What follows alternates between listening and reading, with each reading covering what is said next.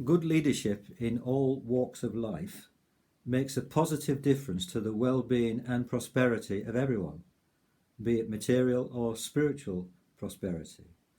What precisely was the leadership like in Judah? Verses 14 and 15 tell us that the leaders had been found wanting in extremely serious ways. Let me read those two verses. Verse 14, "It is you, the leaders, who have ruined my vineyard," speaking of his people. "The plunder from the poor is in your houses. What do you mean by crushing my people and grinding the faces of the poor, declares the Lord Almighty." And then there is verse 12. "O my people, your guides lead you astray. They turn you from the path." What an indictment against the leadership of Judah. These are they who are supposed to be guiding and leading the people, exercising justice and mercy and compassion, and taking care of the fatherless and the poor and the widow. Yet they have plundered the poor through their ungodly leadership and led them away from the path of truth. To an extent, the people should be able to rely and trust on its leadership. Yet Isaiah's warning at the end of chapter 2 is very telling. Remember, he said, stop trusting in mere humans. In other words, stop wholly trusting in them, even if they are your leaders. Why? Because even the best of them are human at best. Even the best of them are human at best. Even if we think about the very best leader in the world, we have to remember that leader is still a human being. That leader is fallen, is fallible, is imperfect, and is mortal. No one on this earth is perfect. And we know that perfection will not be achieved until Christ returns.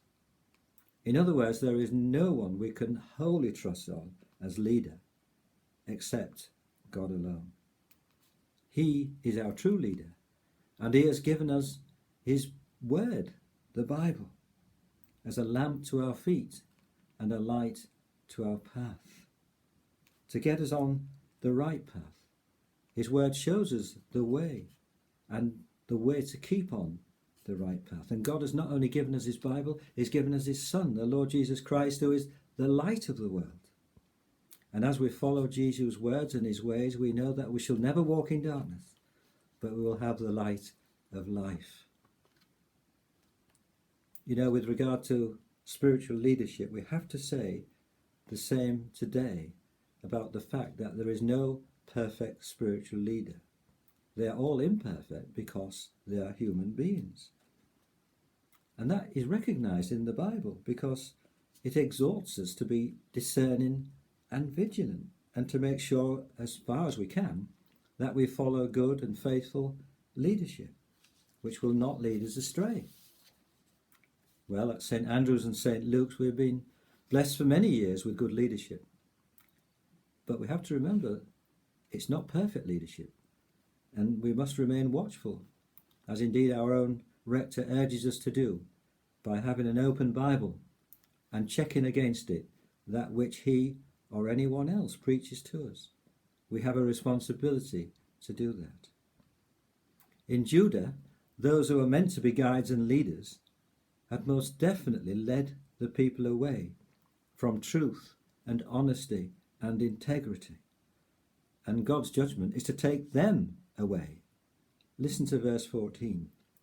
"The Lord enters into judgment against the elders and leaders of his people." The leaders have been poor guides. Indeed, they have been blind guides. And yet the fact that they have led the people astray does not in any way exonerate or excuse them from their own sins. They are still accountable to God for them. They have the written law. They have a conscience. They know right from wrong, as we all do. And they will have to answer for their own actions, all their own thoughts and deeds, as we all will.